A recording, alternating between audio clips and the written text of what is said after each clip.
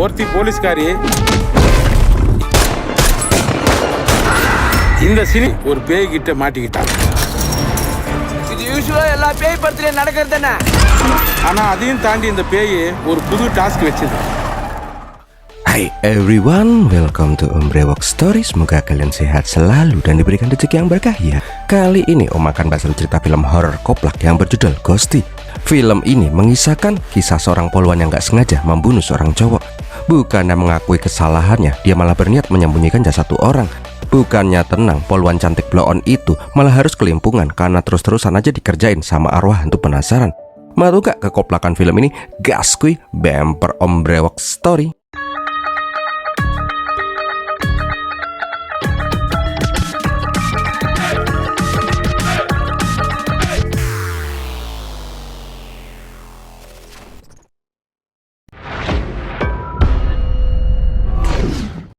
Awal kisah kita diperlihatkan ada seorang dukun yang jatuhin tempayannya ke sebuah sungai. Setelah itu dia pun memasang pasak segel di batu di sebelah sungai itu. Beberapa minggu kemudian ada mas-mas cupu yang terlihat mengambil air dari dalam sungai itu.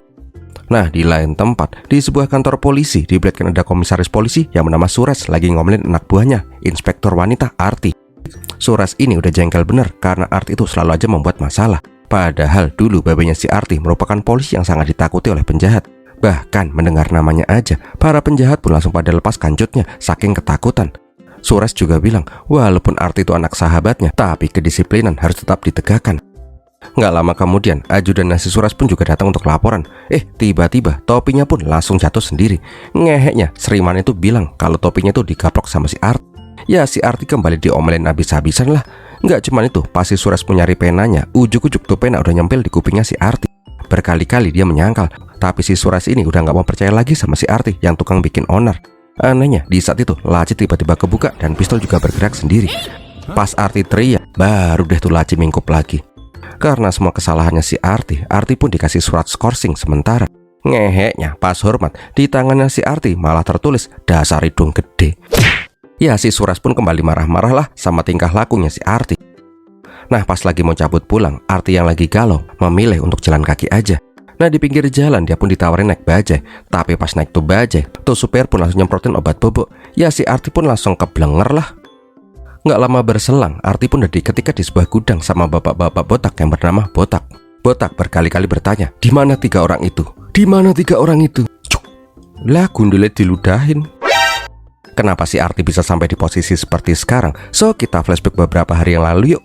Di saat itu diperlihatkan ada 3 orang koplak beban masyarakat yang lagi asik ngobrol di jalan. Babu, Redin, dan si Jagan lagi ngebahas tentang cita-cita mereka membuat film super hits India. Mereka juga udah ngebayangin kalau ada pemeran utama wanita yang cantik yang akan mengubah nasib mereka. Dan tiba-tiba orang itu pun kelihatan sambil naik motor. Ngelihat si Arti, mereka pun udah bisa ngebayangin betapa suksesnya film mereka kalau diperankan sama si Arti. Dia bimen, suaranya riang. Datanglah Obimen, datanglah ke rumahku. Datanglah Obimen, ke dalam hatiku. Setelah puas menghayal-hayal, 3 orang koplak ini pun langsung pengen ngerekrut si Arti sebagai artis mereka. Lah, artis jelas aja ngelek lah. Tiba-tiba ditawarin jadi bintang film sama 3 manusia yang mukanya jamburadul. Di saat lagi asik-asiknya di prospek sama 3 serangkai, Arti pun malah ditelepon oleh seseorang. Malah selfie lagi nih bangke-bangke. Jelas saja Arti pun langsung cabut lah daripada ngadepin ini orang-orang madesu. Di sisi lain diperlihatkan mas-mas di awal film yang bernama Bob. Ternyata Bob ini lagi melakukan percobaan menggunakan air sungai Keramat. Dia tuh ngasih tuh air ke tikus percobaan. Sialnya tuh tikus malah kabur. Ketika Bob lagi nyari si Jerry, dia malah ketemu sama 3 orang madesu. Ngeheknya, mereka itu malah meludus masuk rumahnya si Bob. Ngeheknya lagi, mereka malah nyikatin barang-barang di sana buat properti syuting katanya. Jelas saja Bob pun ngamuk-ngamuk lah. Ada 3 manusia sedeng yang main bludus aja. Ngeheknya yang ketiga, mereka juga ngembat botol yang berisi air Keramat. Jangan dibuka, jangan dihirup loh ya. Ya gimana ya, namanya orang IQ tiarap dilarang-larang. Ya mereka malah ngebuka dan menghirup tuh botol lah. Scene kemudian memperlihatkan si Arti yang datang ke sebuah tempat sepi. Dia lagi menunggu anak buahnya, Adi dan si Mayil. Ngeheknya, Adi tuh malah datang pakai sarung. Komandan sih, aku lagi ngeden enak-enak tiba-tiba disuruh cepet datang. Ya kan aneh asal nyomot aja. Bangkeknya lagi, si Mayil malah lebih parah, dia datang pakai daster. Orang lagi enak-enak nonton sinetron dipanggil. Udah intinya si Arti ngabarin kalau Das melarikan diri dari penjara. Hah? Das kabur? Das itu siapa ya? Oh, wadus. Arti bilang kalau Das merupakan penjahat kejam yang berbahaya yang 20 tahun yang lalu ditangkap oleh ayahnya. Nggak mau Das kembali berbuat jahat, Arti ini berniat menangkap si Das kembali dan meminta 2 anak buah katroknya itu juga ikutan nyari. Singkat cerita, mereka pun menemukan tempat persembunyiannya si Das. Kutil, malah pipis ini orang, ajijai lah. Arti pun meminta si Adi dan si Mayel untuk berpencar. Kambingnya karena kecapean, si Mayel itu malah meminta minum sama mas-mas yang lagi ada di sana. Dengan polosnya dia pun bilang kalau dia tuh lagi nyari penjahat kejam yang bernama Das. Kenal nggak Pak sama Pak Das? Pas lagi enak-enaknya ngobrol itu, Arti pun bilang, "Oi mak-mak, itu Das cok." Tangkep malah ngobrol. Kambingnya lagi pas ketemu sama si Adi, ini polisi sarungan pun juga nanya, "Pak, tahu orang yang namanya Pak Das nggak ya Pak?" Nah, lagi nongkrong di pohon toge. Karena semua anak buahnya nggak ada yang becus, Das pun kembali kabur. Tahu itu orang kabur naik mobil, Arti pun langsung meminta tumpangan buat ngejar mobilnya si Das. Singkat cerita, tuh mobil pun gak kepung. Tapi lah kok malah omnya si Arti yang ketahuan selingkuh sama suster ya? Terus Dasnya di mana? Bangkeknya, sedari tadi Arti tuh nebeng mobilnya si Das. Nah, pas lagi mau kabur itu, sialnya si Das malah nyusruk nabrak mobil. Gara-gara kepalanya kejedot, dia pun malah jadi kayak orang gila. Arti meminta pamannya yang seorang dokter untuk memeriksa ini buronan. Lah, Manohar ogah lah, wong dia itu dokter otopsi kok. Kalau dia mau diperiksa harus jadi mayat dulu. Beberapa hari kemudian diperlihatkan sebuah rumah sakit jiwa. Di sana ada salah satu sipir wanita yang bernama Devi. Walaupun dia itu galak, semua pasien di sana itu masih aja pada ngeyel kayak orang gila. Emang orang gila sih ya. Tapi pas ada sipir botak, mereka semua pun langsung pada ketakutan. Rupanya botak di awal film itu adalah salah satu sipir yang sangat ditakuti. Oh, hebat bener ini botak. Kalau orang gila aja sampai takut, berarti levelnya udah dewo banget ya. Nah, di sana Devi pun bilang kalau ada pasien baru di ruangan nomor 12, sedangkan di ruangan nomor 13 ada inspektur yang ingin menemui si Das. Ingat, jangan sampai salah. Di saat yang bersamaan, diperlihatkan si Arti lagi nunggu. Ketika itu dia mendapat telepon. Karena sinyal di sana itu sendelap-sendelip, dia pun mencari sinyal keluar. Kampretnya, cewek gila baru itu malah godain si Arti. Ngeheknya, ini mbak-mbak excuse me malah duduk di ruangan 13. Sedangkan si Arti malah ke ruangan 12. மேடம் வணக்கம் மேடம் ஒரு சின்ன வேலையை முடிச்சிருந்தோம் Excuse me? Madam Botak malah mengira kalau Miss Excuse Me itu sebagai inspektur dan menganggap si Arti sebagai orang gila karena dia tuh ngobrol sama burung gereja. Alhasil, Arti pun langsung digeret-geret. Berkali-kali Arti bilang kalau dia itu nggak gila, bahkan Botak sampai digaplok. Melihat Botak digaplok, semua orang gila di sana pun langsung pada heboh. Sama cewek main keplak aja. Singkat katanya, Arti pun dimasukin ke penjara. Kampretnya, di ruangan itu kumpullah 3 orang sedeng gila film. Lah jebulnya emang orgil toh ini 3 serangkai. Ngelihat si Arti, 3 serangkai pun girang karena mereka kembali dipertemukan sama artisnya. Ya udah deh, Arti pun langsung kalang kabut dikerjain sama ini trio somplak. Nah, di saat yang bersamaan, Mayel dan si Adi pun datang ke sana. Mereka malah bertanya ke Miss Excuse Me yang dikirain dokter. Excuse me?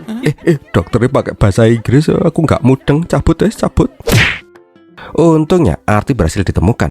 Ketika Botak datang, 3 serangkai pun langsung ketakutan parah, bahkan sampai ada yang beser. Singkat katanya, Botak pun dikeplakin habis-habisan gara-gara salah tangkap. Nah, pas masuk ke bangsalnya si Das, terlihat si Das yang ngoceh sendiri. Namun si Arti tahu kalau si Das itu cuma pura-pura. Pas tahu kalau si Arti anak mantan Inspektur Vera Pandian, Das pun langsung sadar kalau si Arti itu adalah anak polisi yang dulu menjebak dirinya. Karena jengkel, Arti pun gebukin si Das habis-habisan. Gara-gara si Botak, video itu pun menjadi viral. Alhasil, Arti pun disidang oleh Komnas HAM. Nah, malam harinya diperlihatkan si Arti yang lagi masak-masak. Dia juga mengundang 2 anak buah koplaknya. Namun seketika dia kaget karena dia udah ditodong oleh Das yang barusan kabur. Das bilang kalau 20 tahun yang lalu babenya si Arti dan 5 temannya itu sengaja menjebak si Das. Mereka membuat seolah-olah Das merupakan penjahat yang sangat kejam demi bisa naik pangkat. Sekarang tujuannya ingin balas dendam. Di mana bapakmu? Itu di belakangmu. Angkat tangan. Lah, kok main foto? Rupanya babenya si Arti itu udah meninggal. Tapi Das itu nggak mau mengurungkan niatnya untuk balas dendam. Dia akan membunuh 5 inspektur yang telah menjebaknya. Dan pertama-tama dia akan membunuh si Arti. Lah kok 3 serangkai polisi koplak ini malah asik makan? Kenapa bisa kayak gini ya? Rupanya pistol yang dibeli sama si Das itu adalah pistol mainan. Itulah kenapa Das bisa ditangkap. Gebleknya, pas si Das pengen minta makan juga, 2 anak buah si Arti itu malah ngebukain iketannya si Das. Ya ini penjahat pun langsung kabur lah. Bentar, brutal banget itu toeng-toengnya. Gendal-gendal sekali. Ulangi lagi, kayaknya asik nih ya. Waduh, mantap sekali tuh perabotan ya. Udah lah, lanjut. Karena Das larinya ngicrit banget, mau nggak mau Arti menembak si Das. Sialnya, yang ketembak itu malah mas-mas yang pakai baju merah.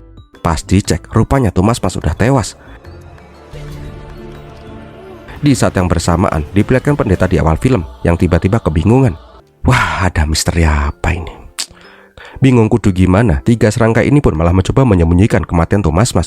Di saat mau pergi dari sana, ada mobil ambulansnya misterius yang mengikuti mereka dari belakang. Singkat cerita, mereka sampai di tempat penyimpanan mayat. Tapi di sana pamannya si Arti malah lagi suap-suapan sama suster. Rupanya Arti ini pengen nitipin tuh mayat untuk sementara waktu. Manohar pun setuju, asalkan perselingkuhannya dengan suster nggak dikasih tahu ke tantenya si Arti.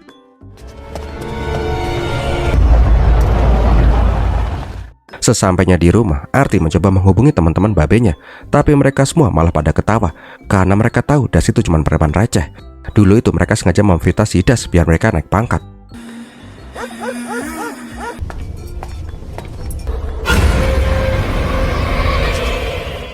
Tak lama berselang, diperlihatkan ada sosok bayangan yang sepertinya sedang mengawasi si Arti. Wah, ini mulai serem ini mah. Di sana juga tiba-tiba muncul tulisan serem yang saking seremnya sampai Om gak bisa membaca. Itu demitnya keluar.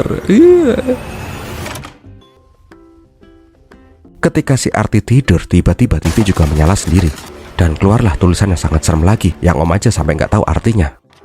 Di tempat lain diperlihatkan bapak-bapak botak separuh yang lagi asik nonton kriket. Tapi tak lama kemudian dia dihampiri oleh Das dan anak buahnya. Rupanya tuh bapak-bapak yang kita sebut saja Darmono adalah salah satu inspektur yang menjebak si Das. Tapi sialnya Darmono malah nggak takut. Dia malah lebih memilih untuk menonton kriket daripada nanggepin si Das. Berkali-kali Das pun bilang kalau dia tak akan membunuh si Darmono, tapi bodohlah, penting kriket ini. Das pun gedabus betapa dendamnya dia sama si Darmono.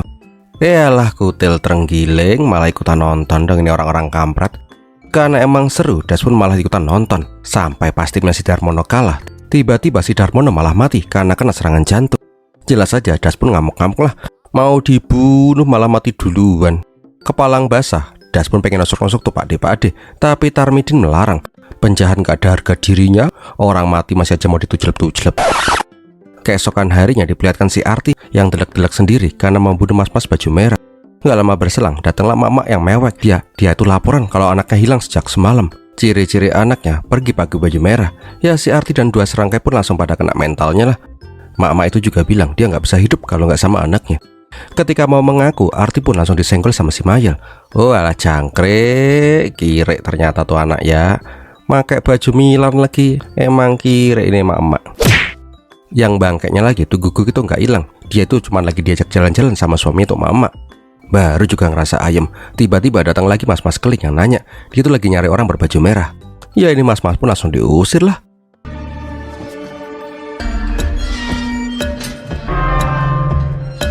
Namun di dalam terjadi keanehan. Tiba-tiba pintu sel goyang-goyang sendiri. Untungnya pas lagi serem-seremnya itu, Arti dipanggil anak buahnya yang ngabarin kalau si Pak Darmono itu telah tewas. Pas ngelayat, Arti pun mengira kalau ini pasti ulah si Das. Tapi istrinya Darmono bilang kalau lakinya itu kena serangan jantung gara-gara nonton kriket. Karena ngantuk, Arti pun bilang dia akan membobok sebentar. Nanti kalau komisaris Suras datang, tolong bangunin dia. Nah di kamar, Arti pun marah-marah gara-gara ini anak-anak Badung malah asik nonton Shinchan. Padahal babenya lagi mau COD dengan malaikat maut. Anehnya pas lagi pulas itu, ada sosok bayangan yang melihat si Arti dari jendela. Setelah itu, laci pun kebuka sendiri. Gak lama kemudian, Suras pun datang.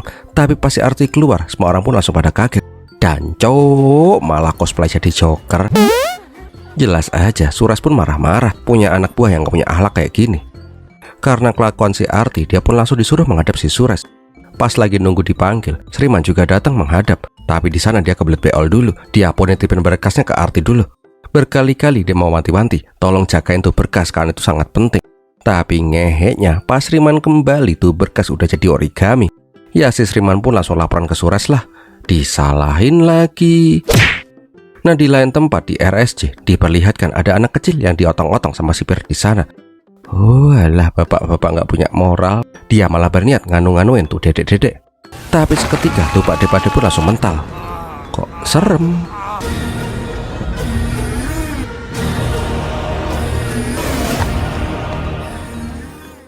Sore harinya pas si Arti pulang ke rumah, dia pun ngendus-ngendus bau aneh.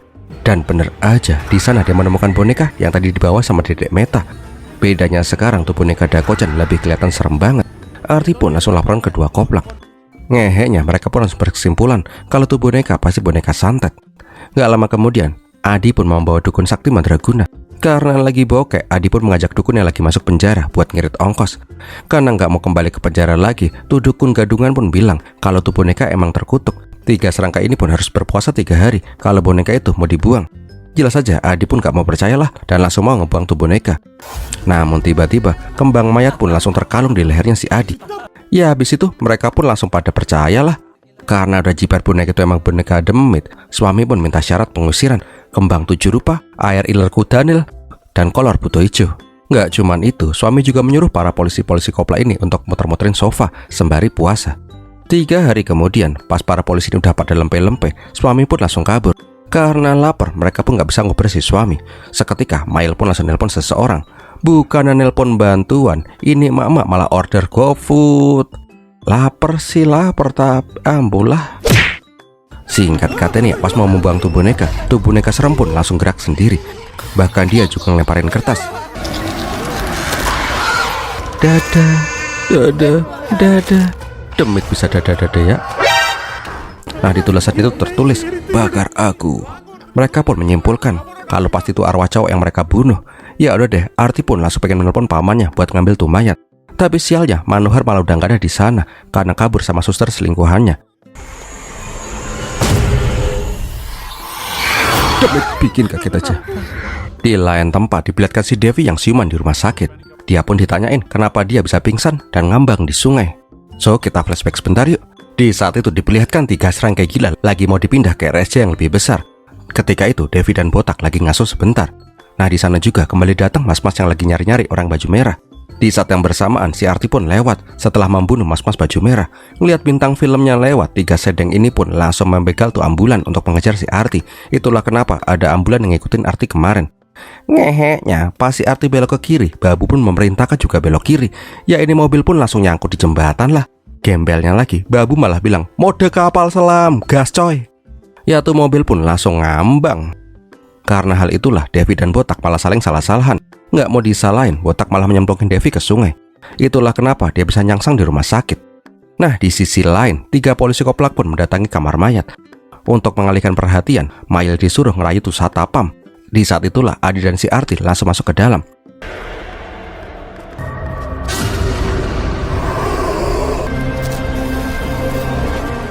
Nah di dalam kamar mayat, Arti dan si Adi ngerasa merinding disco. Tapi mereka nggak boleh menyerah. Mereka itu harus nyari peti nomor 13. Sialnya tuh peti mayat malah udah ketuker-tuker. Jadi mereka pun bingung nyari satu persatu. Itu apaan? Kok mulai serem ya? Nah di luar Satapan pun bilang kalau dia tuh sering digodain arwah penasaran. Itulah kenapa dia mending kedinginan di luar daripada bobok sama demit. Konon katanya yang paling barbar itu adalah mayat nomor 13. Dia sering jalan-jalan sendiri kalau tengah malam. Terus juga ada mayat gencet yang gak mau lepas gara-gara main ewek-ewek di kos-kosan. Pokoknya serem dah, kok gencet beneran tuh.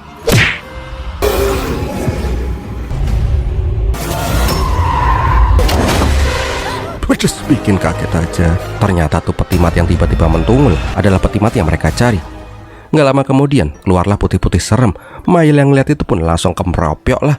Tapi ternyata itu adalah mayat yang dibawa sama si Adi. Singkat katanya, Adi dan si Arti pun langsung kremasi tuh mas-mas.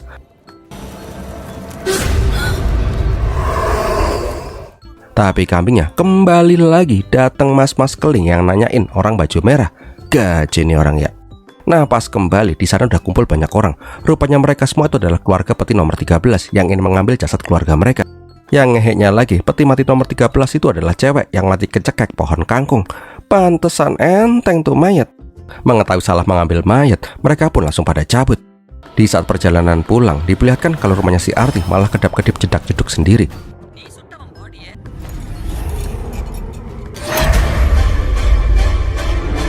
Ketika si Arti sampai di rumah, tiba-tiba gelas pun jatuh sendiri. Di sana juga terdengar sayup-sayup. Apa kamu melihatku? Apa kamu melihatku? Ku. Aduh, siapa Adi tuh? Kok jadi serem ya?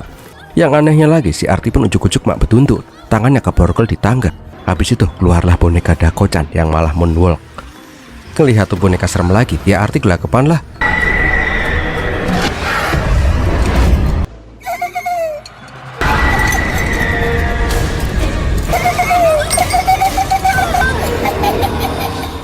Oh teke, main tapok aja tuh boneka. Nah pas pengen ngambil kunci gembok yang lompat-lompat sendiri, malah ada pocong yang pelosotan dari tangga.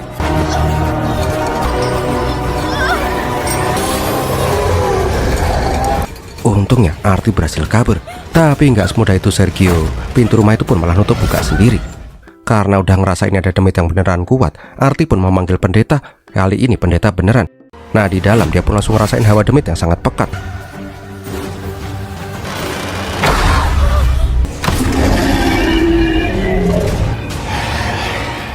Sambil komat kamit Mbah Dukun baca mantra dan keluarlah asap hijau yang berterbangan.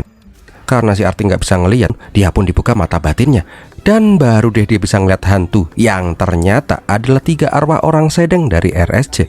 Kenapa mereka bisa jadi demit kayak gini? So kita flashback dalam flashback lagi yuk. Jadi pas mereka nyelam di sungai, mereka itu langsung jadi arwah penasaran yang pengen banget buat film. Ngelihat si Arti, mereka pun malah ngikutin si Arti. Jadi semua keanehan di sekitar si Arti itu adalah ulah 3 demit biang kerok ini. Dari anduk yang terbang sendiri, TV yang nyala sendiri, pintu sel yang goyang-goyang sendiri, Arti jadi badut, serangan demit di kamar mayat.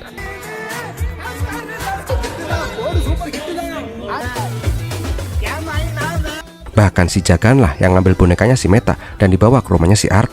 Mereka juga lah mainin tuh boneka. Pokoknya semua itu adalah ulah dari 3 demit bangke madusu ini. Namun tenang, dengan pengalaman jadi Ghostbuster selama puluhan tahun, Pak Pendeta pun akan melakukan ritual pengusiran roh. Waduh, mana ada demit yang mau dimusnahin malah asik rebahan santai di sebelah pendeta gitu ya. Nggak cuman rebahan, mereka juga usil gangguin pendeta. Sampai-sampai tuh pendeta kena mentalnya. Main intip-intip lagi. Gede bos, kayak lele dumbo. Karena ini demit pada ngeyel, pendeta pun langsung ngeluarin ultinya. Tapi hasilnya sama aja, tuh pendeta pun malah kembali dikerjain. Karena nggak kuat, pendeta itu pun bilang, inilah demit yang paling nggak ngotak yang pernah dia tanganin. Nyerahlah, nyerah. Sebelum pergi, pendeta pun bilang, Arti itu harus cari tahu apa yang mereka takuti. Baru mungkin mereka akan anteng. Gebleknya, Redin malah keceplosan kalau mereka itu sangat takut sama si botak. Keesokan paginya, mereka pun harus mencari si botak. Karena dia sekarang jadi buronan, botak malah menyamar jadi emak-emak. Namun bau perengusnya itu loh yang nggak bisa ngelabuin si Mail. Ya ini orang pun langsung ditangkap lah.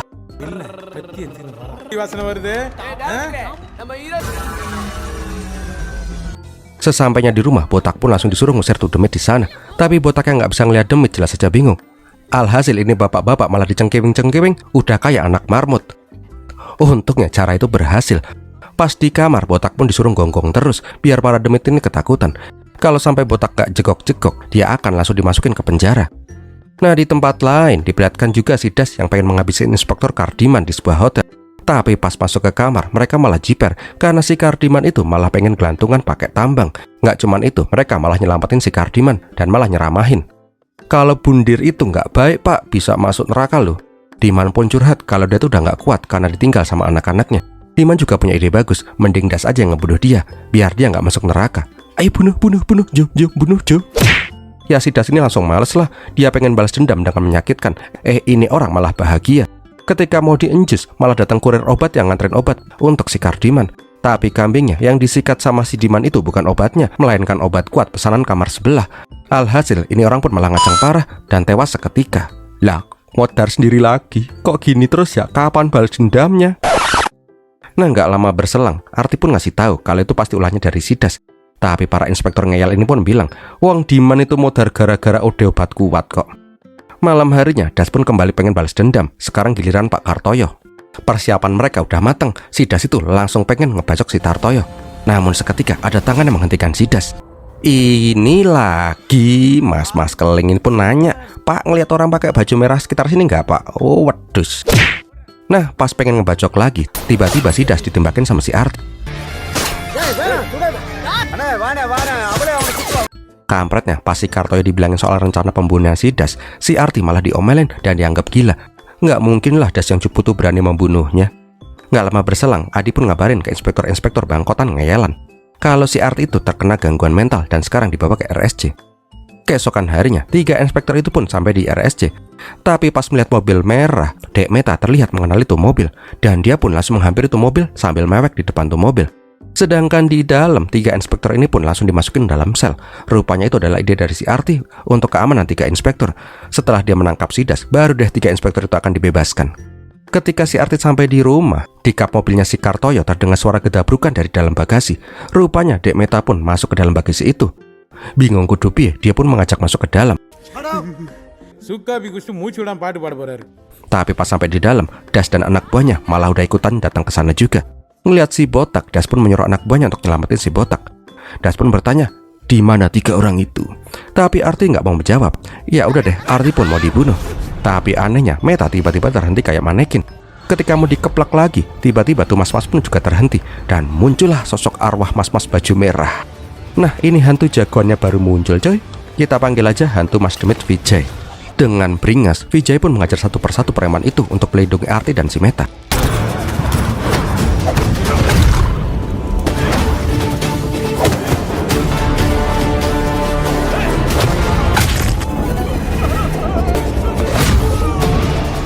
Das jelas saja bingung lah, tiba-tiba anak buahnya mental-mental sendiri.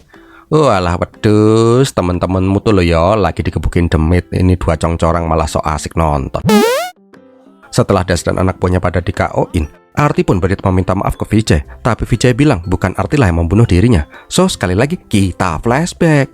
Diceritakan kalau Vijay itu bekerja sebagai tukang sulap panggilan. Tapi pas dia perform, orang-orang pada nggak memperhatikan dirinya. Karena hal itulah bayarannya Vijay itu selalu aja dipotong karena sulapnya nggak menarik. Diperlihatkan juga kalau mobil merah itu merupakan milik si Vijay. Vijay juga ngerawat keponakannya si Meta yang emang punya gangguan mental. Karena udah nggak punya uang lagi, Vijay pun menjual mobilnya dan berniat pulang kampung aja. Tapi sialnya, pas lagi ngaso di halte, dia malah disatronin sama begal yang nyolong tasnya. Ngerasa uang itu adalah satu-satunya harta yang dia miliki, Vijay pun mencoba merebut tasnya kembali. Tapi apalah daya, dia itu kalah jumlah dan Vijay pun dibunuh oleh 3 orang begal itu. Di saat yang bersamaan, Arti nembakin si Das dan gak sengaja mengenai si Vijay yang emang udah almarhum. Jadi aslinya emang bukan si Arti yang ngebunuh dia. Itu juga yang menjelaskan kenapa Pak Sipir RSJ langsung mental pas lagi mau nganu-nganu si Meta. Dia jadi hantu penasaran karena tidak tenang meninggalkan si Meta. Untuk menebus rasa bersalahnya, Arti pun bilang kalau mulai sekarang dia akan merawat si Meta seperti adiknya sendiri. Dan setelah itu Vijay pun langsung menghilang ke nirwana. Nah di lain sisi, si Das pun malah mencoba membegal mobil yang lewat. Kampretnya, yang mereka begal itu adalah inspektur senior. Ya mereka semua pun langsung pada masuk bui lah. Inspektur itu pun menitipkan para berandalan itu ke Arti. Ngeheknya, pas si Arti lagi menjelaskan tentang hantu Vijay, 3 hantu koplak malah kembali berulah. Mereka yang takut sama si botak bilang, kalau ada botak kita nggak akan bisa syuting coy. Karena hal itulah, tuh pintu sel pun malah dibukain sama tuh demit-demit kampret. Ya langsung kabur lah. Itulah kenapa si Arti disidang di awal film. Diperlihatkan juga kelakuan 3 hantu semplak ini yang ngerjain si Arti di ruang sures. Pokoknya gitulah. Kembali lagi ke masa kini, Das yang berhasil menangkap Arti bertanya, di mana 3 orang itu? Tapi Arti gak mau ngasih tahu. Dia pun minta tolong ke 3 hantu koplak. Tapi apalah daya, 3 hantu ini udah jiper duluan karena ada botak di sana. Anehnya lagi, pas si Arti ditabok, dia pun langsung berteriak. Kerennya, seketika Arti pun mendapatkan kekuatan strong.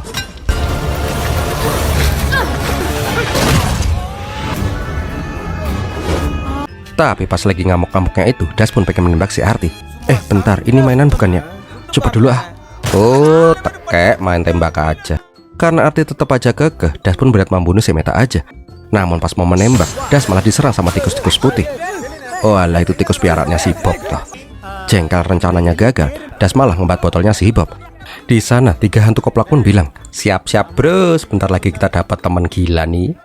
Dan bener aja, pas menghirup tuh botol, Das dan anak buahnya pun langsung pada gila seketika. Karena berhasil menangkap si Das, Arti pun mendapat penghargaan oleh Sures. Beberapa bulan kemudian, diperlihatkan si Arti yang gak bisa tenang hidupnya karena terus-terusan aja diganggu sama 3 komplak.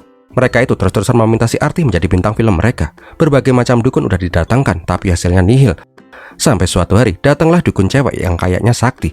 Dia pun langsung ngeluarin kertas dan pulpen.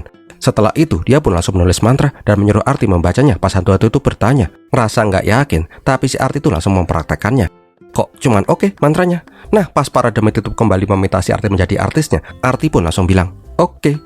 Dan seketika, 3 demit itu pun udah nggak penasaran lagi dan mereka pun langsung menghilang. Dan filmnya pun berakhir. Bentar, masih ada yang ganjel kayaknya ya. Di akhir film diperlihatkan kalau Das dan anak buahnya menjadi penghuni tetap RSJ.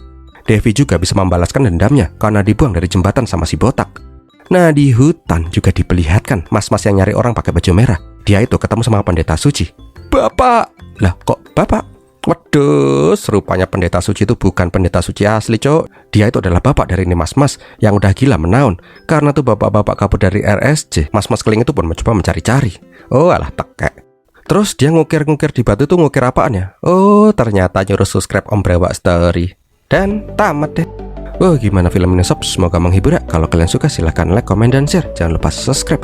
Terima kasih sudah nonton sampai detik ini. Om Brewak pamit dulu dan Birmilatin.